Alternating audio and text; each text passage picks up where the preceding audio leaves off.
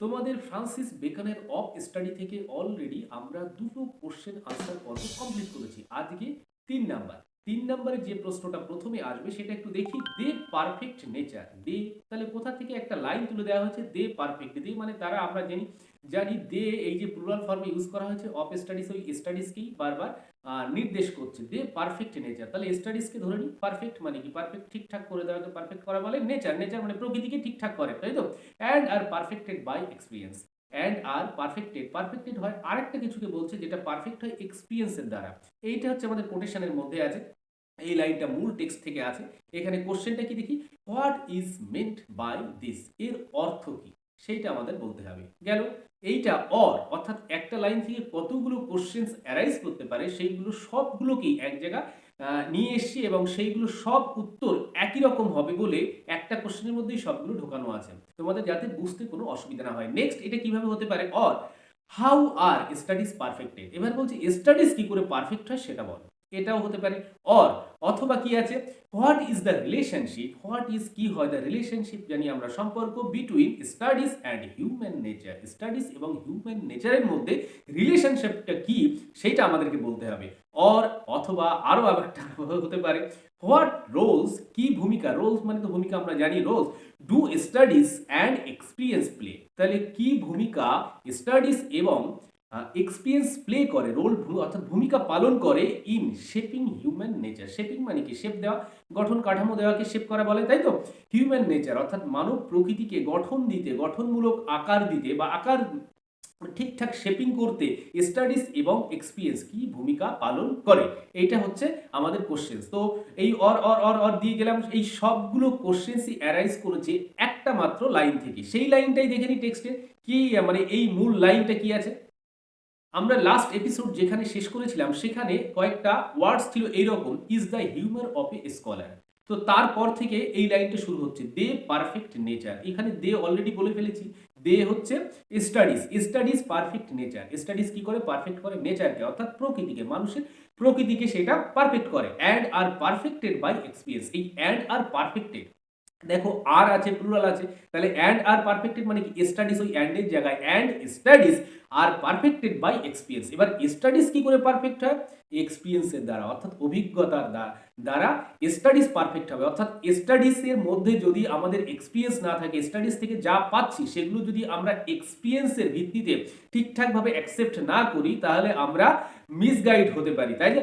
তাহলে স্টাডিজটা পারফেক্ট হয় এক্সপিরিয়েন্সের দ্বারা। বোঝাতে পেরেছি এই পর্যন্ত? তারপর দেখো ওই লাইনটা কন্টিনিউ হচ্ছে, ফর ন্যাচারাল অ্যাবিলিটি। ন্যাচারাল মানে কি? স্বাভাবিক। অ্যাবিলিটিস মানে কি? দক্ষতা, ক্ষমতাকে অ্যাবিলিটিস বলে। আর লাইক ন্যাচারাল প্লান্টস, তাহলে এই যে ন্যাচারাল প্লান্টসের মতন হচ্ছে। ন্যাচারাল মানে কি? স্বাভাবিক যে প্লান্টস, গাছপালা যেগুলোকে আমরা বলি স্বাভাবিকভাবে যেটা বেড়ে ওঠে বা হয়, ন্যাচারালি যেটা হয় সেগুলোকে ন্যাচারাল প্লান্টস বলে। ঠিক সেইভাবে আমাদের স্বাভাবিক যে অ্যাবিলিটিসগুলো আছে সেইগুলো, দ্যাট নিড প্রুনিং।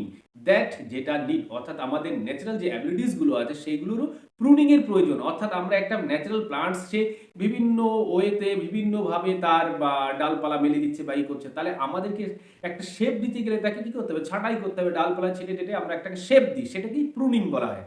বোঝাতে পেরেছি?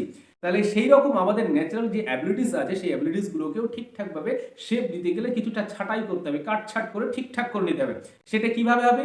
বাই স্টাডি, স্টাডির দ্বারা। স্টাডি মানে কি? তাহলে পঠনের দ্বারা। অ্যান্ড স্টাডিজ দেমসেলভস, এইবার বাবার বলছে দেখো, অ্যান্ড স্টাডিজ দেমসেলভ, এই স্টাডিজ এই পঠন দ্বারা, পঠন দ্বারা তাহলে ওটাকে প্রুনিং করা যেতে পারে পঠন পাঠনের দ্বারা। এবার এই পঠন পাঠন দেমসেলভস ডু গিভ ফোর্থ, এই পঠন পাঠন বা স্টাডিজ কি করে? Do give fourth. Give fourth মানে প্রডিউস করা বা উৎপাদন করা। কি উৎপাদন করে? ডাইরেকশনস। ডাইরেকশনস মানে কি? ডাইরেকশনস আমরা জানি বিভিন্ন ডাইরেকশনস, ডাইরেকশন দিক।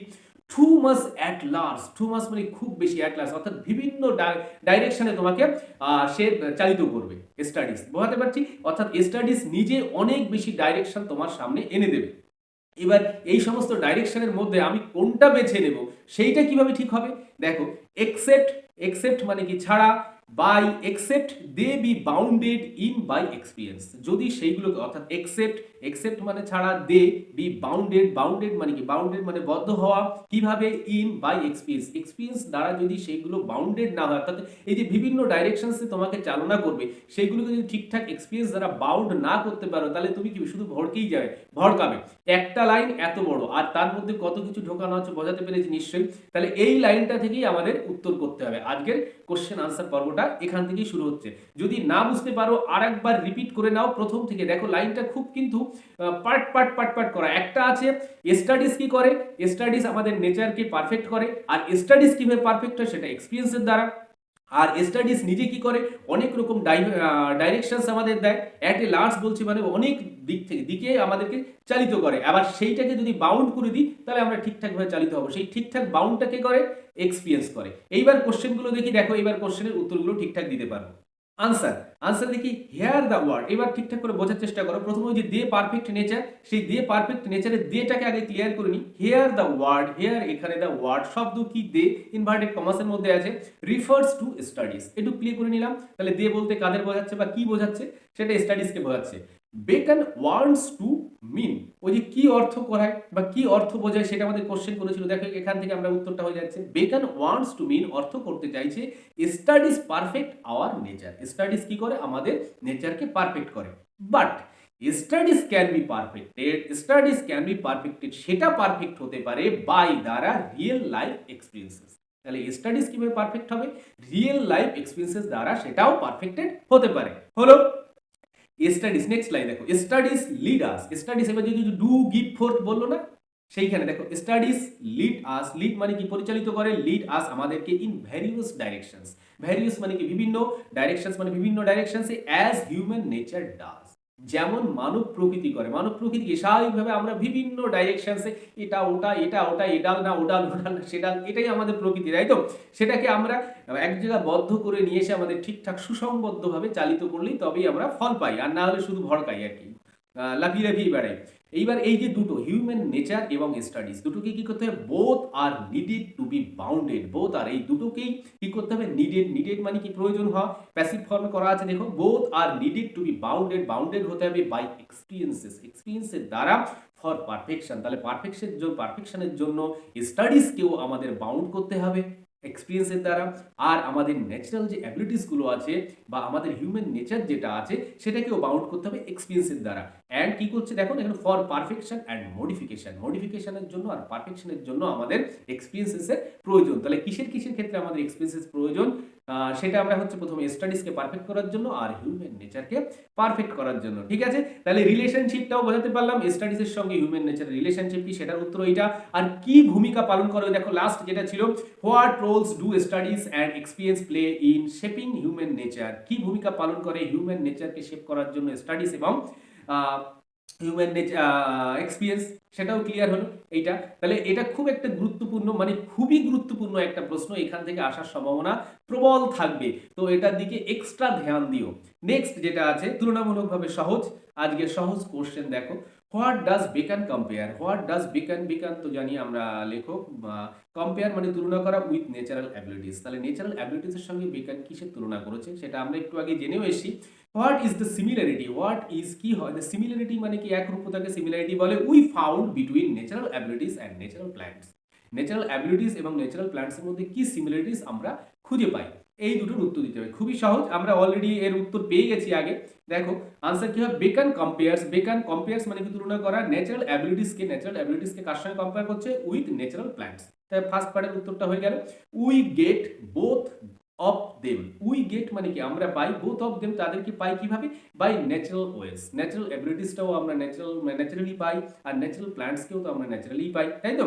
Natural ways, natural abilities can be perfected, এইবার আমরা একটু আগে জেনে আসলাম, দেখো natural abilities can be perfected by স্টাডিজের দ্বারা ন্যাচারাল অ্যাবিলিটিকে পারফেক্ট করতে পারি, in the light of real life experiences, কিসের আলোকে, সেটা রিয়েল লাইফ এক্সপিরিয়েন্সেসের দ্বারা আমরা ন্যাচারাল অ্যাবিলিটিসগুলোকে পারফেক্ট করতে পারি স্টাডিজের মাধ্যমে। হলো, and in the same way, ঠিক একইভাবে ন্যাচারাল প্ল্যান্টস মানে স্বাভাবিক উদ্ভিদ বা গাছপালাকে বলতে পারি আমরা can be put in order, সেগুলোকেও অর্ডার করতে পারি বাই প্রুনিং এর দ্বারা, অর্থাৎ সেগুলোকে ছাঁটাই করে অপ্রয়োজনীয় অংশগুলোকে ঠিকঠাক করে ছেটে দিয়ে আমরা সেটাকে অর্ডারে আনতে পারি। বোঝা গেছে? ক্লিয়ার? অর্থাৎ 2 নাম্বার কোশ্চেন আমাদের তুলনামূলকভাবে সহজ ছিল। 3 নাম্বার কোশ্চেনে আসি আমরা, what do studies give fourth. একদম লাস্টের দিকে ছিল গিভ ফোর্থ মানে প্রডিউস, তাই তো? What do studies give fourth, give fourth কি গিভ ফোর্থ করে, অর্থাৎ 1 নাম্বার থেকেই 2 3 এসছে, অর্থাৎ 1 নাম্বারটা ঠিকঠাক বুঝলে 2 3ও উত্তর করা কঠিন কিছু নয়।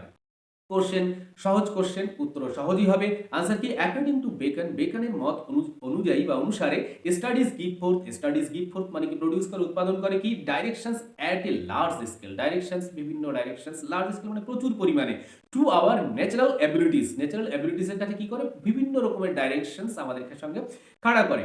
So this direction should be bounded by experience, this directions এই ডাইরেকশনস গুলো শুড বি বাউন্ডেড মানে কি জানেন আমরা, অর্থাৎ এক সূত্রে গ্রথিত করার জন্য আমাদের কি লাগবে? এক্সপিরিয়েন্স লাগবে, অভিজ্ঞতা লাগবে। এই ছিল আজকে 3টে কোশ্চেন, আশা করি তোমাদের ভালো লেগেছে। বুঝতে হবে লাইনটা কিন্তু বেশ একটার পর একটা কোনটার সঙ্গে কোনটা লিঙ্ক আছে এটা ধরতে না পারলে উত্তরগুলো করতে অসুবিধা হবে। তোমরা খুব ভালো করে কোশ্চেন্স গুলোকে নোট ডাউন করো, আনসার গুলোকে নোট ডাউন করো, বুঝে করো, লিখতে কোথাও কোনো অসুবিধা হবে না। সেন্টেন্সটা খাড়া করতে পারলেই আর ঠিকঠাকভাবে টেক্সট থেকে রেফারেন্স নিয়ে করতে পারলে তোমরা ঠিক উত্তর দিতে পারবে। এই পর্যন্ত আজকে থাক, আবার খুব তাড়াতাড়ি অফ স্টাডিজের নেক্সট এপিসোডে আমাদের কথা হচ্ছে। ভালো থাকো সবাই।